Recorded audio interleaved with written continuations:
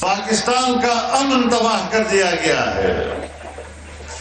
یہاں اس وطن عزیز میں آج انسانی حقوق محفوظ نہیں ہیں.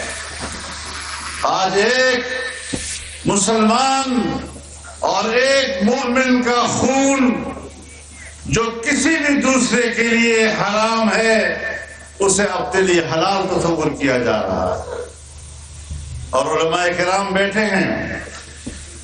اگر کوئی چیز حرام ہو اور آپ وہ حرام کام کرے حلال سمجھ کر تو کیا وہ مسلمان رہ جاتا ہے؟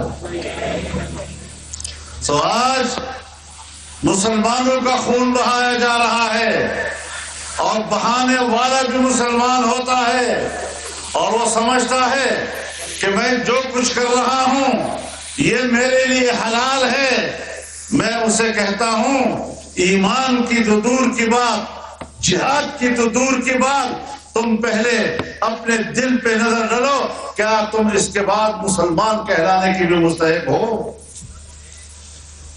انسان کی جان محفوظ نہیں ہے، انسان کا مال محفوظ نہیں ہے، اس کی عزت و آبرو محفوظ نہیں ہے.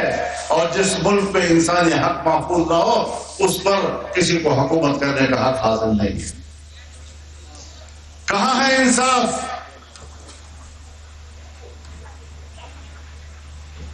ہر آدمی در بدر کی ٹھوکریں کھا رہا ہے.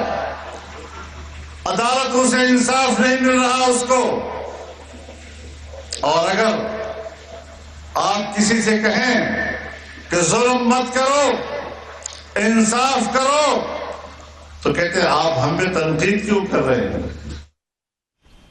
سربراہ جمعیت علماء اسلام مولانا فضل الرحمان نوشہرہ میں کانفرنس سے خطاب کر رہے تھے. ان کا کہنا تھا کہ کسی بھی ملک کی ترقی اور بہتری کے لیے انصاف کی فراہمی کو یقینی بنانا انتہائی ضروری ہے.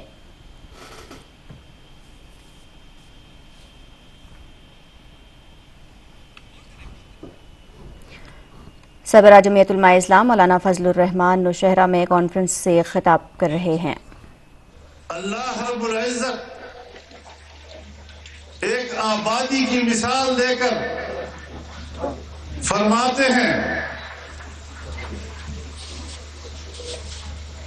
کہ ایک بستی جہاں پر دور دور سے کھنچ کے آ رہا ہے اور وہاں امن بھی ہے، وہاں اطمینان بھی ہے، لیکن جب انہوں نے اللہ کی انعامات کی ناشکری کی تو پھر اللہ نے ان پر معاشی تنگی اور بدامنی مسلط کر دی.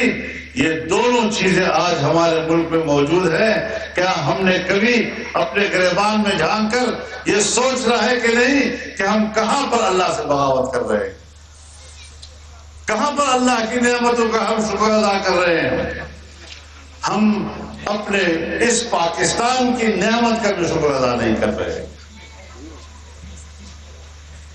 ہم نے اس ملک کی آزادی و حریت اس کو بھی امریکہ اور مغرب کی فلم چڑھا دیا ہے. ہم اللہ کی بندگی کرنے کی بجائے امریکہ کی غلامی کرنے کے لیے آمادہ رہتے ہیں. انگریزوں سے نجات پانے کے باوجود آج بھی ہم انگریزوں کی پیروی کرنے کے لیے تیار بیٹھے ہوتے ہیں. ہمیں آزادی کے نام پر ایسی آزادی نہیں چاہیے. آزادی تب ہوگی جب ہم انسانوں اور طاقتور انسانوں کی غلامی سے نکل کر اپنے رب کی غلامی کی طرف جائیں گے. اگر رب ناراض ہے امریکہ کی رضامندی مجھے کیا دے سکے گا؟ 75 سال میں نے اس کی غلامی کی ہے، تو پھر آج بھی ہم کیوں بھوکے ہیں؟ پاکستان واحد اسلامی ملک ہے جس کے پاس ایٹم بم ہے. پوری اسلامی دنیا کا ایک بھی ملک، لیکن اس کے باوجود ہم خوفزدہ ہیں. اور جہاں ایٹم بم ہماری حفاظت کرنے کے لیے ہے وہاں ہم اپنے ایٹم بم کی حفاظت کے لیے فکر مند رہتے ہیں. بین الاقوامی دنیا کا ہمارے اوپر دباؤ ہے. کب ہم اس دباؤ سے نکلیں گے؟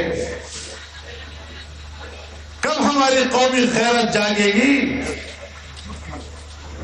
کب ہمارا قومی احساس بیدار ہوگا؟ لہذا نئے سرے سے سوچنا ہے. چھوڑو پرانی لکیروں کو. جمعیت علماء ایک زمانے سے اس ملک کی سیاست میں ہے. ہر چند کہ جو پاکستان کی اسٹیبلشمنٹ یا بیوروکریسی ہے یا یہاں کا جاگیردار اور سرمایہ دار اور صنعتکار ہے، بلکہ اب تو یہاں پر خود کو بڑے سیکولر کہلانے والے لوگ وہ بھی کہتے ہیں ملا کا سیاست کے ساتھ کیا تعلق ہے. ریاست کو مذہب سے آزاد کر دو. سیاست مذہب کا کوئی تعلق نہیں، ریاست اور مذہب کا کوئی تعلق نہیں.